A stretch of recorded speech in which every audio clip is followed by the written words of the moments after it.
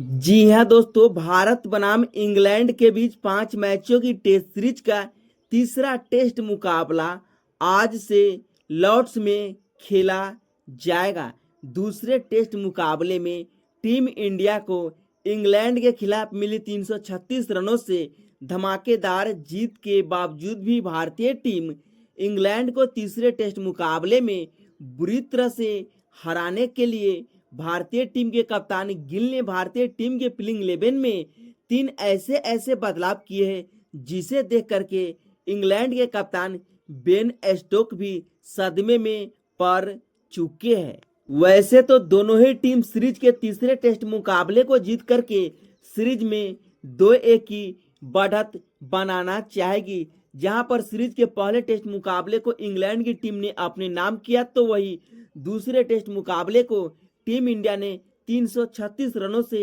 अपने नाम किया। अब 5 मैचों की टेस्ट सीरीज फिलहाल 1-1 की बराबरी पर खड़ी है, लेकिन दूसरा टेस्ट मुकाबले को जीत करके भारतीय टीम सीरीज में 2-1 की बढ़त बनाना चाहती है। दूसरे टेस्ट मुकाबले भारतीय टीम को ऐतिहासिक जीत मिली थी, वो भी बर्मिंघम के ग्राउंड पर, जहां पर भारतीय टीम आज तक एक भी टेस्ट मुकाबले को नहीं जीत पाया था। वहां पर कप्तान की कप्तानी पारी बिहार के लाल आकाशदीप की तूफानी गेंदबाजी के दम पर टीम इंडिया ने आखिरकार बर्मिंघम में अपना टेस्ट मुकाबला जीत करके इस सीरीज में जीत का अपना खाता भी खोल चुका है।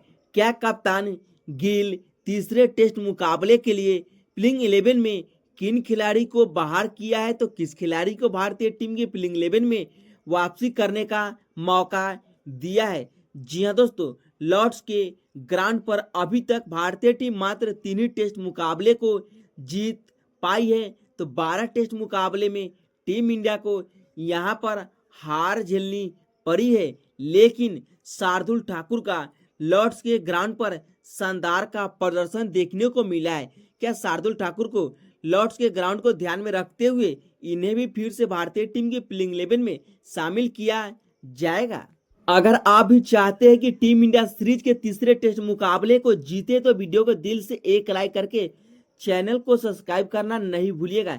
जैसा कि हम अब जानते हैं कि सीरीज का तीसरा टेस्ट मुकाबला आज से लॉर्ड्स के खूबसूरत ग्राउंड में, यह मुकाबला भारतीय टाइमिंग के अनुसार दोपहर के 3:30 बजे से खेला जाएगा।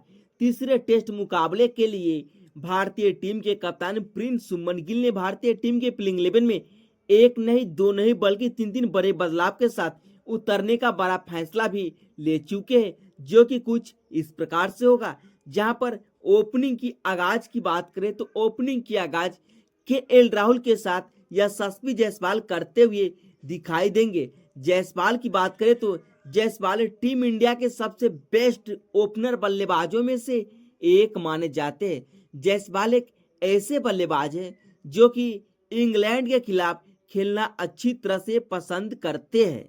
जायसवाल जब टेस्ट मुकाबले में अक्सर बल्लेबाजी के लिए आते हैं, तो इनका रवैया आक्रामक अंदाज में बल्लेबाजी करने पर होता है, क्योंकि 64 नंबर की जर्सी वाली यशस्वी जायसवाल हमेशा आंधी तूफान के अंदाज में टेस्ट मुकाबले में शुरुआत करते हुए दिखाई देते हैं। वैसे भी इंग्लैंड की ओर से जोफ्रा आर्चर तकरीबन 4 साल बाद टेस्ट मुकाबले में वापसी कर रहे हैं।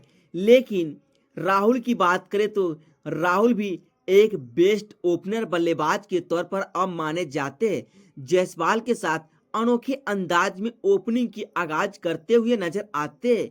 इन दोनों ओपनिंग जोड़ी की निगाहें पहले विकेट के लिए कम से कम शतकीय साझेदारी पर होंगे। वैसे इंग्लैंड के लॉर्ड्स ग्राउंड पर राहुल और जायसवाल इन दोनों में से किस ओपनर बल्लेबाजों के बल्ले से शतकीय पारी देखने को मिल सकता है, पहले इनिंग में आप अपनी राय नीचे कमेंट बॉक्स में बता सकते हैं।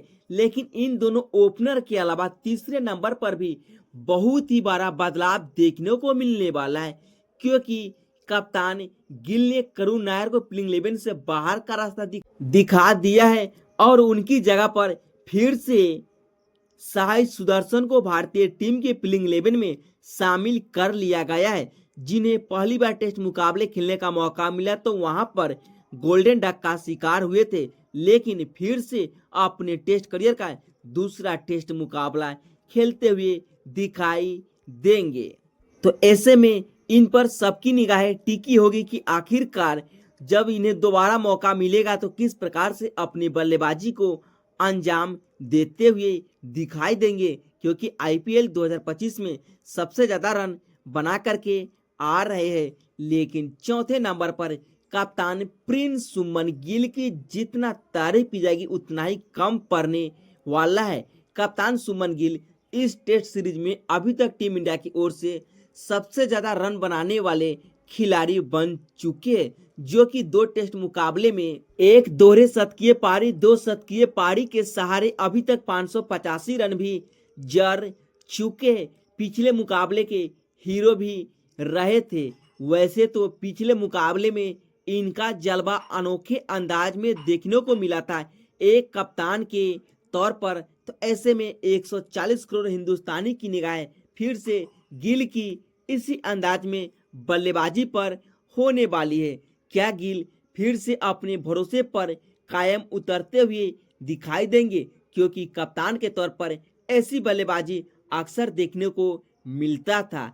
लेकिन 5वें नंबर पर बाएं हाथ के विकेट कीपर बल्लेबाज ऋषभ पंत के अलावा दूर दूर तक दूसरा नाम कोई दिखाई नहीं दे रहा है, क्योंकि ऋषभ पंत टेस्ट मुकाबले के सबसे बेस्ट विकेट कीपर बल्लेबाज के तौर पर माने जाते हैं, जो कि आते संग ही गेंदबाजों पर अक्सर हावी होते हैं और बल्लेबाजी इस अंदाज में करते जैसे कोई सेठ बल्लेबाज आकर के छक्के चौके की बारिश कर रहा हो। इसी अंदाज में पंत अपने बल्लेबाजी के लिए जाने जाते हैं।